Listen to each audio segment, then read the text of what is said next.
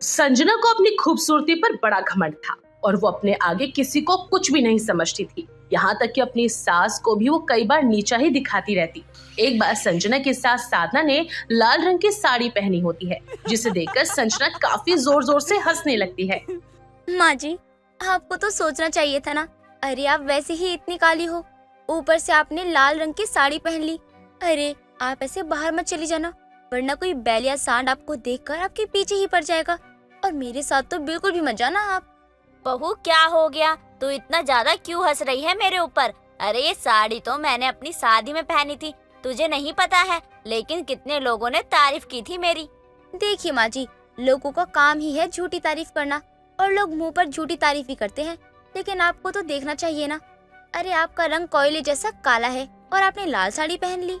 बहू तेरी सास हूँ मैं, कम से कम थोड़ी इज्जत तो रख लिया कर। अरे अपनी सास की इतनी बेइज्जती कौन करता है? तू ज्यादा खूबसूरत है तो दूसरों को तो नीचा मत दिखा। ओ प्लीज माँ जी, आप अपना और मेरा मुकाबला तो गलती से भी मत करना। मेरे जितना सुंदर तो आप अगले 7 जन्म में भी नहीं हो पाओगी। हर जन्म में 1% करके हो पाओगी, और तब जाकर आपका रंग थोड़ा बहुत कहीं साफ हो जाएगा। तो भी मेरी तरह सुंदर नहीं हो पाओगी, ये बात तो आप भी जानती हो ना। बहू ये तो मैं भी जानती हूँ, और तू भी जानती है कि तू अपने चेहरे पर कितनी ज्यादा क्रीम पाउडर लगाती है। हर दूसरे दिन कुछ न कुछ करवाने पार्लर चली जाती है। अब इतने पैसे फूकेगी अपने चेहरे पर तो सुंदर तो दिखेगी ही ना। कोई भी इतना पैसा लगाए तो वो भी सुंदर दिखेगा, इसमें कौन सी बड़ी बात है? माँ जी, ये जो क्रीम है ना, ये क्रीम पाउडर भी उसके चेहरे पर ही अच्छे लगते हैं जो दिखने में थोड़ा बहुत अच्छा हो। अरे आपके चेहरे को तो बस प्लास्टिक सर्जरी ही ठीक कर सकता है, लेकिन अब इतना पैसा कहाँ है हमारे पास। ठीक है बहू, मान लिया कि तू बहुत खूबसूरत है, दुनिया में तेरे जैसा कोई नहीं है। तू स्वर्ग से उतरी हुई अप्सरा है। अब हो गई ना खुश? अब तो कोई दिक्कत नहीं है ना मुझसे। देख ले, अब भी अगर कोई दिक्कत हो तो बता दे, क्योंकि तू तो अप्सरा है ना। पहली बात तो ये माँ जी कि ये कोई कहने वाली बात नहीं है कि मैं सबसे ज्यादा सुंदर हूँ, बल्कि ये ही सच है कि मैं ही सबसे ज्यादा सुंदर हूँ। अगर आपको इसमें जलन हो रही है तो वो आपकी गलती है। और दूसरी बात, मेरे लिए कुछ खाने को बना दो। क्यों, स्वर्ग से उतरी अप्सरा को खाना बनाना नहीं आता है क्या? या फिर स्वर्ग से उतरी अप्सरा के लिए कोई खाना देने वाला नहीं आ रहा है आज? माँ जी, मैंने ना कल ही फेशियल करवाया है, तो अब मैं खाना बनाने नहीं जा सकती हूँ। और दीपक को आज ऑफिस में बहुत काम है, इसलिए वो नहीं आ सकते हैं। पता नहीं कौन से कर्म किए थे मैंने, जो ऐसी बहू मिली है मुझे। घर का एक काम तो करती नहीं है, ऊपर से हर वक्त अपने खूबसूरत होने का घमंड ही करती रहती है। अगर मेरा बेटा इसे प्यार नहीं करता होता ना, तो मैं इसे अपने घर में नहीं रहने देती एक भी दिन। माँ जी, मुझे सुनाई दे रहा है कि आप क्या कह रही हो। और हाँ, मैं सुंदर हूँ इसलिए आपका बेटा दीवाना है मेरा। तो अब आप भी कुछ नहीं कर सकती हो अपने बेटे का। आई बात समझ में? संजना तो हमेशा से ही अपनी धौंस जमाती रहती थी। साधना को कई बार बहुत ज्यादा गुस्सा भी आता था, लेकिन वो हर बार अपने बेटे की वजह से चुप हो जाती, जिसका फायदा संजना काफी उठाती रहती। ऐसे ही कई दिन निकल जाते हैं। कुछ दिनों बाद साधना की पड़ोसन विमला अपने बेटे की शादी का न्योता देने के लिए साधना के घर आती है। साधना, मेरे बेटे की शादी है, तुझे तो पता है। तो मेरे बेटे की शादी में अपने पूरे परिवार के साथ आना है, बारात में भी चलना है, ठीक है ना? क्या बात है आंटी जी, बड़ा खुश नजर आ रही हो। बहू कुछ ज्यादा ही सुंदर है क्या आपकी? हाँ ठीक ही है, सांवली है, लेकिन घर का सारा काम जानती है, पढ़ी लिखी भी है। घर आएगी तो मेरे पूरे घर को अच्छे से संभाल लेगी वो लड़की। मैं तो बस इसीलिए खुश हूँ। क्या सांवली लड़की से आपने अपने बेटे की शादी करवा रही हो, और आप इतना खुश हो इसमें भी? अरे आंटी जी, आपका दिमाग तो ठीक है ना? अरे मेरी तरह सुंदर लड़की भले ही ना हो कोई, लेकिन किसी को भी मत उठा लाना अपने बेटे के लिए। लड़कियों की कमी है क्या दुनिया में? साधना, अपनी बहू को बोल कि जुबान संभाल कर बात करे। मेरी होने वाली बहू जैसी भी है मेरे लिए बहुत अच्छी है। अरे होगा तेरे में सुंदरता का गुण, लेकिन मेरी बहू भी हीरा है, हीरा, किसी से कम नहीं है वो। बहू तू हर किसी के आगे खुद को हीरोइन क्यों समझने लगती है?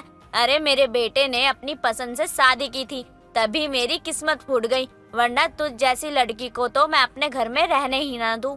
संजना बिना कुछ सोचे समझे कहीं भी किसी की भी बुराई कर देती थी और उसमें कमियां निकालने लग जाती थी। कुछ दिनों बाद संजना एक ब्यूटी पार्लर में जाती है, जहां वो भावना नाम की एक औरत से कहती है, वो मेरे फेस पर ना थोड़े बहुत रिंकल्स आ रहे हैं, तो कोई दवाई होगी इसकी? मैडम रिंकल्स आना नेचुरल है, एज बढ़ती है तो रिंकल्स आ ही जाते हैं, इसमें कोई घबराने वाली बात नहीं है।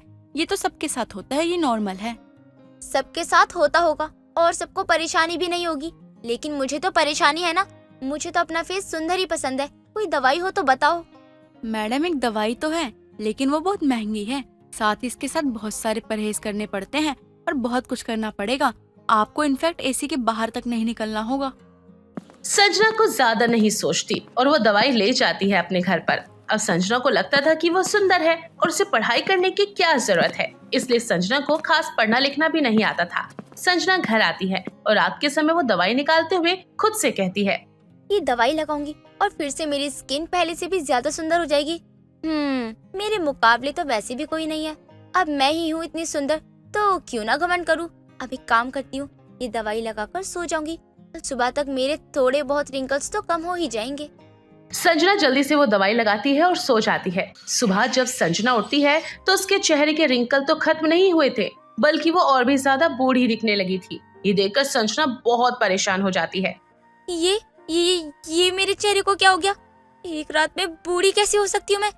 कल तक तो बहुत सुंदर थी, अब एक रात में बूढ़ी नहीं हो सकती। हे भगवान, अब मैं क्या करूँ? मैं तो अपना ऐसा चेहरा लेकर बाहर भी नहीं जा सकती, लोग मेरा कितना मजाक बनाएंगे। हे प्रभु, मैं क्या करूँ? मुझे तो कुछ समझ नहीं आ रहा। संजना पूरे दिन अपने कमरे में ही रहती है, कमरे से बाहर तक नहीं निकलती। ये बात साधना को बहुत अजीब लगती है। ये बहू को क्या है, पूरा दिन निकल गया, रात होने को आ गई, लेकिन वो अब तक अपने कमरे से नहीं निकली है। कहीं कुछ हुआ तो नहीं है ना? देखूं क्या मैं? नहीं, देखूंगी तो 4 बातें मुझे ही सुनाएगी। एक काम करती हूँ, रहने देती हूँ, कल सुबह भी यही हाल रहा तो देखने चली जाऊंगी। साधना चुपचाप बैठी रहती है। अगली सुबह भी संजना अपने कमरे से नहीं निकलती तो साधना काफी ज्यादा परेशान हो जाती है और अपनी बहू के कमरे का दरवाजा खटखटाने लगती है।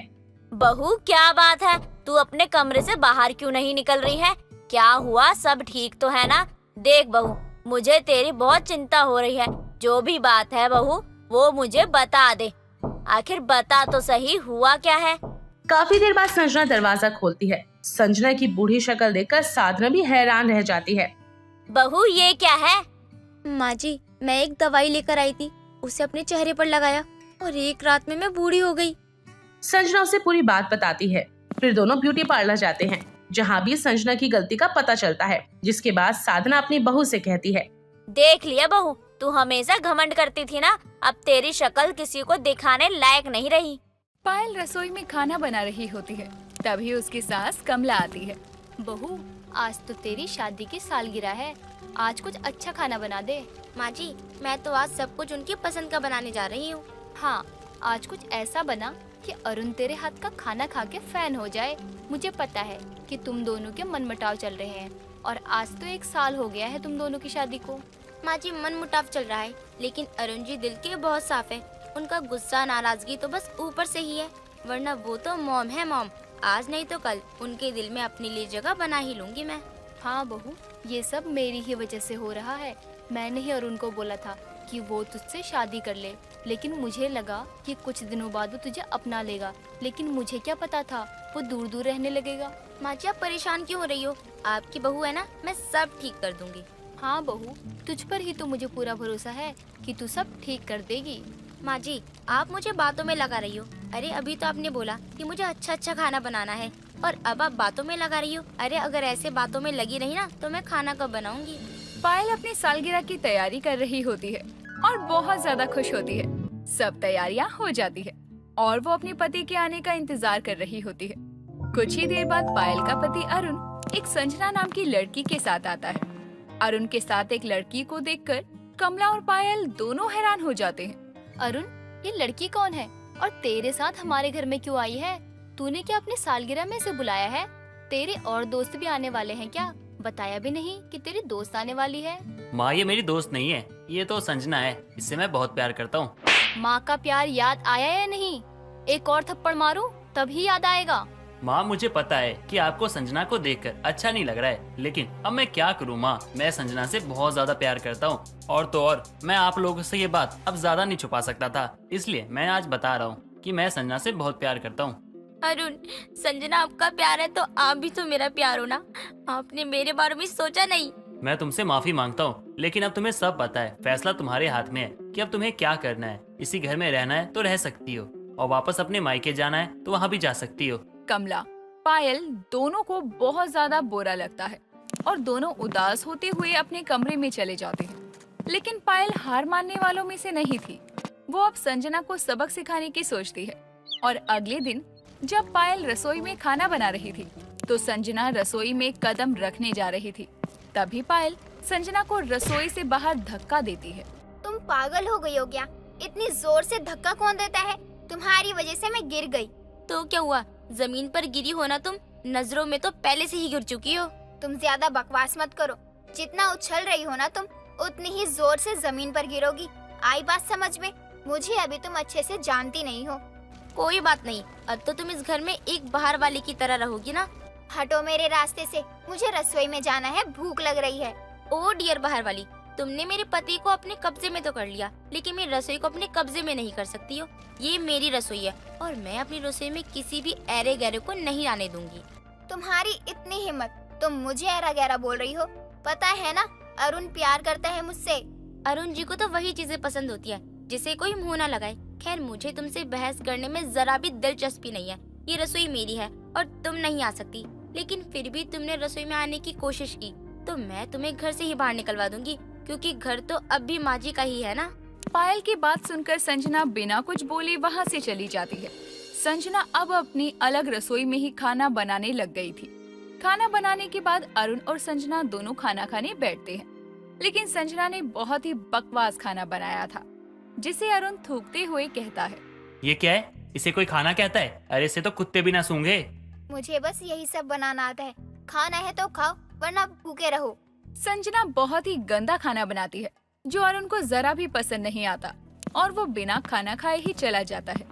ऐसे ही दिन निकल जाते हैं। कुछ दिनों बाद पायल अपनी अलग रसोई में मटर पनीर, सोया चाप, बासमती चावल और भी बहुत बढ़िया खाना बनाती है। वहीं दूसरी तरफ संजना बस उबली हुई दाल और जली रोटी लेकर बैठी होती है। एक तरफ संजना, अरुण बैठे होते हैं तो दूसरी तरफ पायल और उसकी सास बैठे थे। बहू, सच में तेरे हाथ के खाने में जो स्वाद है ना, वो किसी बड़े होटल के महाराज के हाथों में भी नहीं होगा। तू तो सादे से खाने में भी जान डाल देती है। ये मटर पनीर तो इतनी ज्यादा अच्छी लग रही है, सच में मजा आ गया। माँ जी, मैंने खीर बनाई है, वो लाती हूँ आपके लिए, वो आपको और भी ज्यादा पसंद आएगी। अरे बहू, तू क्यों पूछ रही है? जाना लेकर आ खीर, मुझे तो बहुत पसंद है। ठीक है माँ जी, अभी लेकर आती हूँ। संजना, अब तुमसे अच्छा खाना बनाया नहीं जा रहा है। अरे इतने दिन हो गए, कम से कम अब तो कुछ अच्छा सा खाना बना दिया करो यार। सीख लो यार, रोज रोज यही जला हुआ खाना खाना पड़ता है तुम्हारी वजह से। तुम ना अपनी माँ और घरवाली के आगे ज्यादा बोलो मत। जो मिल रहा है वो चुपचाप खा लो, वरना ये भी नहीं मिलेगा खाने को। एक तो तुम्हारी घरवाली की वजह से मुझे अलग रसोई में खाना बनाना पड़ता है। पायल, थोड़ी सी खीर मुझे भी मिलेगी? तुझे क्यों खीर चाहिए? जिसे तू प्यार करता है वो तो तेरा प्यार से ही पेट भर देगी ना। खीर खाने की क्या जरूरत है? वैसे भी बहू के हाथ का खाना तुझे कहाँ ही रास आएगा। संजना बस करो यार, तुम्हारे कारण ना मैं कुछ भी अच्छा नहीं खा पा रहा हूँ। और तो और तुम खुद शर्म करके कुछ भी अच्छा बनाना सीख भी नहीं रही हो। तुम्हें इतना ही बुरा लग रहा है ना, तो जाओ अपनी घरवाली के खाने की प्लेट को चाटो। यहाँ मत कुछ बोलो, क्योंकि मैं तुम्हारे पास नहीं आई थी, बल्कि तुम ही मेरे पीछे पीछे आए थे। अब बाहर वाली अपनी अलग रसोई में अलग खाना बनाएगी। चल बहू, हम दोनों कमरे में ही खाते हैं, यहाँ तो दोनों हमारे खाने पे नजर मारते हैं। कमला और पायल वहाँ से चले जाते हैं, और जब से अलग अलग रसोई हुई थी तब से ही अरुण और संजना में लड़ाई हो रही थी। दिन निकल रहे थे और उनकी लड़ाइयाँ बढ़ती जा रही थी। कुछ दिनों बाद पायल रसोई में एक सचिन नाम के लड़के के साथ खड़ी होकर खाना बना रही थी और बातें कर रही थी। ये सब अरुण देखता है और अपनी माँ को बुलाने लगता है। माँ, ये सब क्या चल रहा है? और हमारे घर की रसोई में ये लड़का कौन है? और ये पायल के साथ हंस हंस के बात कर रहा है, और आपने पायल को कुछ सुनाया भी नहीं। अरे सुनना ही क्यों है? माँ जी की मर्जी से तो मैं यहाँ आया हूँ। क्यों माँ जी? अबे ओ, मैं अपनी माँ से बात कर रहा हूँ, तुम बीच में ना बोलो मत, समझे? गलत क्या बोल रहा है? तेरी घरवाली और बाहर वाली की अब तक रसोई ही अलग हुई है, लेकिन अब मैं सोच रही हूँ तेरी घरवाली की दोबारा शादी करवा दूँ। माँ आप ये क्या बोले जा रही हो? पायल मेरी पत्नी है और आप मेरी पत्नी की दूसरी शादी की सोच रही हो। अरे कैसे कर सकती हो आप यार? अरे पायल तो इस बात के लिए कभी नहीं मानेगी। क्यों, मैं क्यों ना मानूं? अब माँ जी मेरी माँ भी तो है और उन्होंने इतना अच्छा लड़का देखा है मेरे लिए। मुझे तो सचिन जी काफी पसंद है। मैं माँ जी के इस फैसले से सहमत हूँ। लेकिन मैं सहमत नहीं हूँ। आपके सहमत ना होने से मुझे कोई फर्क नहीं पड़ता। आप अपनी बाहर वाली को संभालो। नहीं पायल, मेरी घर वाली हो चाहे बाहर वाली हो, जो कुछ भी हो, अब सब तुम ही हो यार। प्लीज, मुझसे गलती हो गई, माफ कर दो मुझे। पायल को किसी और के साथ देखकर अरुण को अपनी गलती का एहसास होता है और वो अब अपनी गलती भी सुधारने लगता है। संजना भी अरुण को इस तरह बदलते देखकर अब समझ जाती है कि इस घर में उसकी दाल नहीं गलने वाली है और वो अपना सामान पैक कर कर अब अपना घर छोड़कर चली जाती है और उसके बाद दोबारा कभी पलटकर अरुण की जिंदगी में नहीं आती। और इस तरह से घर वाली और बाहर वाली की रसोइयाँ अब वापस से एक हो जाती है, क्योंकि अब उस घर में कोई बाहर वाली थी ही नहीं। एक दिन अंकिता अपनी सहेली के साथ बाजार गई होती है। यहाँ उसे खाने को बहुत कुछ मिलता है। तभी उसे कुछ नया दिखता है और वो उस दुकानदार के पास जाकर बोलती है, अरे वाह, ये तो देखने में बड़ा ही टेस्टी लग रहा है। ये क्या है और कितने का है चाचा जी? चाचा जी की बच्ची, यहाँ से चल, मैं तुझे फिर कभी खिला दूंगी। खाने की चीज अगर एक बार तेरी नजरों में आ गई तो बस वो खा कर ही रहेगी। मुझे ये सब मत बता कि क्या है और क्या नहीं। मुझे बाहर का खाना बहुत पसंद है। वैसे भी मैंने आज तक ये खाया नहीं है। आखिर है क्या वो? वो तो बेडमी पूरी है, बहुत टेस्टी होती है। कभी खिलाती हूँ तुझे। अगर एक बार तूने चख लिया ना, बस तू बार बार वही खाना पसंद करेगी। पागल नहीं हूँ कि एक चीज को बार बार खाया करूँ। वैसे भी अगर ये बेडमी पूरी आज खाई तो कोई अनर्थ हो जाएगा क्या? नहीं तो अनर्थ क्यों होगा? वैसे भी बेडमी पूरी ही तो है। तो फिर मुझे खाने क्यों नहीं दिया, जबकि मैं खाने ही वाली थी? कमाल करती है तू भी, कभी कभी बेकार में मुझे डरा ही देती है। अंकिता और पूजा दोनों मिलकर उसी बूढ़े दादा के पास से बेडमी पूरी खरीद कर खाती हैं। तभी अंकिता चटकारे लेते हुए बोलती है, वाह चाचा जी, क्या बेडमी पूरी बनाए हो, मजा ही आ गया खाकर। अगर आज मैंने नहीं खाया होता ना, तो कसम से मैं शायद दोबारा कभी खा नहीं पाती है। हाँ, अब खा लिया ना तो अब घर चले। बहुत वक्त हो चला। माँ को अगर पता चला ना कि मैं बाजार आई थी, मुझे तो कच्चा ही चबा डालेंगी अपनी बातों से। चल जल्दी। अरे अरे रुक ना, ऐसे कैसे चल दूं? मुझे और खानी है बेडमी पूरी और घर भी लेकर जाऊंगी। वैसे इसमें पड़ता क्या क्या है? अरे मेरी माँ, घर जाकर देख लेना यूट्यूब पर कि कैसे बनाई जाती है ये बेडमी पूरी, अगर बना पाए। वैसे मुझे नहीं लगता कि तू ये सब बना पाएगी। दोनों सहेलियां बेडमी पूरी खाकर अपने अपने घर की तरफ चलती हैं। ऐसे ही एक दिन अंकिता अपनी माँ सरोजनी से कहती है, माँ आपको पता है, मैंने कुछ दिन पहले बेडमी पूरी खाई थी। बहुत मजेदार थी। इतना अच्छा स्वाद था कि क्या ही बोलूं। मुझे फिर से खाने का मन हो रहा है। खाने का मन हो रहा है तो जाकर ले आ, मैं भी तो देखूं कैसा होता है। होता तो पूरी जैसा ही है, लेकिन उसका स्वाद, आहा, क्या ही कहना। वही स्वाद चिपक गया है मेरे मुंह में। तो बोलती ही रहेगी या जाकर लेकर भी आएगी? तेरी बात सुन सुनकर मेरे भी मुंह में पानी आ रहा है। जा जाकर गर्मा गर्म जल्दी से बेडमी पूरी लेकर आ। ऐसे कैसे गर्मा गर्म लेकर आ जाऊँ माँ? बाजार से घर तक आते आते बेडमी पूरी ठंडी हो जाएगी। उससे अच्छा है कि हम वहीं चलकर खा लेते हैं। नहीं, तेरे बाबा कभी भी घर आ सकते हैं। इस वक्त मैं कहीं नहीं जाऊंगी। ऐसा कर, आज तू रहने दे, कल चलते हैं। अरे मेरा खाने का मन आज है और आप मुझे कह रही हैं कि मैं कल खाऊं? नहीं माँ, मैं आज और अभी खाऊंगी। क्यों ना हम घर पर ही बनाने की कोशिश करें, जब भी हमारे घर में मटर, आलू और आटा सब कुछ है। सरोजनी अंकिता को मटर, आलू और आटा देती है। अंकिता आटे में तेल डालकर गूंथती है और मटर को आटे के लोई में डालकर छोटी छोटी पूरियां बनाती है और आलू की सब्जी बनाती है। कुछ देर बाद अंकिता के पास उसके पिता सूरज आते हैं और अंकिता उन्हें बेडमी पूरी और सब्जी खाने को देती है, जिसे खाकर सूरज बोलता है, अरे वाह, क्या बात है, मजा आ गया खाकर। बहुत ही स्वादिष्ट बनाई हो पूरी। सच्ची आपको बहुत पसंद आया? आपको मालूम है, आज मैंने ये पहली बार बनाया है और इसे पूरी नहीं, बेडमी पूरी बोलते हैं। बस बस, खुद की तारीफ खुद ही कर रही है। जरा मैं भी तो टेस्ट करूं। आखिर तेरे पिताजी सच कह रहे हैं या बस तेरा दिल रखने के लिए झूठी तारीफ कर रहे हैं? मुझे पता है पापा मेरी झूठी तारीफ नहीं कर रहे हैं, क्योंकि मैंने पापा के साथ थोड़ा बहुत खा लिया था।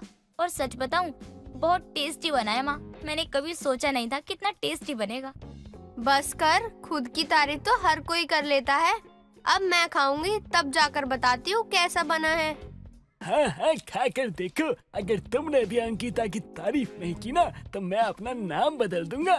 सरोजनी भी बैडमी पूरी खाकर अंकिता की बहुत तारीफ करती है। ऐसे ही कुछ दिन बीत जाते हैं और एक दिन अंकिता को देखने लड़के वाले आते हैं। अंकिता सभी को बैडमी पूरी देती है और सरोजनी बोलती है, बहन जी, ये बैड में पूरी हमारी अंकिता ने अपने हाथों से बनाया है। खाकर देखिए और बताइए कैसा बना है।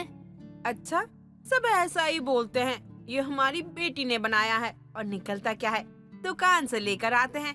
खैर, जिसने भी बनाया है बहुत ही स्वादिष्ट बनाया है।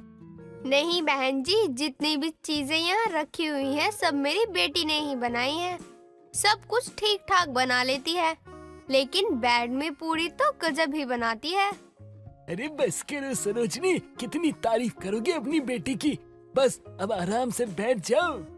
हाँ जी, बस कीजिए। अब हम मान गए कि सच में ये सारी चीजें आपकी बेटी ने ही बनाई होगी। सभी को बैडमी पूरी बहुत अच्छा लगता है और सभी तारीफ भी करते हैं। कुछ समय बाद अंकिता की शादी हो जाती है। पहली रसोई में अंकिता बैडमी पूरी बना रही होती है, तभी वहाँ सुनीता आकर बोलती है, अरे ये क्या बना रही हो बहू, और इतना ज्यादा तेल कढ़ाई पर? ये तो पूरे महीने भर का तेल है बहू। क्या तू एक ही बार में इतना सारा तेल खराब करेगी? माँ जी, ये तेल खराब नहीं होगा। जब भी हम खाना बनाया करेंगे तब हम इसी तेल से खाना बना लिया करेंगे। अब हम बासी तेल से खाना बनाया करेंगे क्या? ना, मुझे तो नहीं होगा बासी तेल में खाना बनाना। और तुझे पता है, रखे हुए तेल को खाने से तबीयत खराब हो जाती है। माँ जी, वैसे भी ये इतना ज्यादा तेल नहीं है, इसको खत्म होने में वक्त लग जाएगा। मैं हर रोज यही इस्तेमाल किया करूँगी। मतलब तो यही हुआ ना कि तू हम लोगों को बासी तेल में खाना बनाकर ही खिलाएगी। आप कहती हैं तो मैं कल तेल में बैडमी पूरी बनाती हूँ। अब आप जाइए, मैं आप सबके लिए नाश्ता लेकर आती हूँ। वैसे माँ जी, आज घर में कितने लोग आने वाले हैं? कितने लोग? कितने लोग क्यों आएंगे हमारे घर में? जितने लोग हैं उतने ही आएंगे। मैं, तू, नकुल, बस 3 लोग हैं। क्योंकि माँ जी, मुँह दिखाई के लिए कोई नहीं आएगा क्या मुझे देखने? हमारे वहाँ तो बहुत भीड़ लगी होती है नई दुल्हन का मुँह देखने के लिए। नहीं बहू, यहाँ कोई नहीं आता, बस अपने रिश्तेदार ही आते हैं। गांव में सबको पता है 2 दिन बाद तो देखना ही है, इसलिए कोई मुंह दिखाई की रस्म नहीं होती। अब तू सोच ले कितने लोगों का खाना बनाना है। सुनीता की बात सुनकर अंकिता हैरान हो जाती है। ऐसे ही कुछ दिनों बाद जब घर पर कोई नहीं होता तो अंकिता को देखने उसकी बुआ सास आती है और आवाज लगाते हुए बोलती है, भाभी, अरे ओ भाभी, लगता है भाभी बूढ़ी हो गई है। अभी से ही भाभी को कम सुनाई देने लगा है। भाभी सुनती ही नहीं है। अरे भाभी, कोई है घर पे या नहीं? तभी अंदर से अंकिता घर के बाहर आती है और बोलती है, कौन हो आप? जान सकती हूँ, और भाभी कहकर किसे बुला रही हो आप? तू नकुल की दुल्हन है ना? अरे बहू, तेरी बुआ सास हूँ मैं। आजा मेरे पैर छूकर मेरा आशीर्वाद ले ले। लेकिन मैंने आपको पहचाना ही नहीं। नहीं, आपको मैंने अपनी शादी में देखा। कैसे देखेगी? मैं तो नकुल की शादी में ही नहीं आई थी। बहुत कोशिश की कि तुम लोगों की शादी में आऊं, लेकिन अब क्या करूं? किस्मत से तबीयत ही खराब हो गई और उसने ही साथ नहीं दिया। आइए बुआ जी, घर पर कोई नहीं है। माँ जी भी अभी कुछ काम से बाहर गई हैं। आप बैठिए, मैं आपके लिए कुछ खाने की चीज बना कर लेकर आती हूँ। अरे कोई जरूरत नहीं है बहू, तू बस मेरे साथ बैठ और हम बातें करें। देखूं तो कि नकुल की बीवी कितना बोलती है। बुआ जी, बस आप कुछ देर बैठिए, मैं अभी कुछ बना कर लेकर आती हूँ। बस 5 मिनट। अभी गई और अभी आई।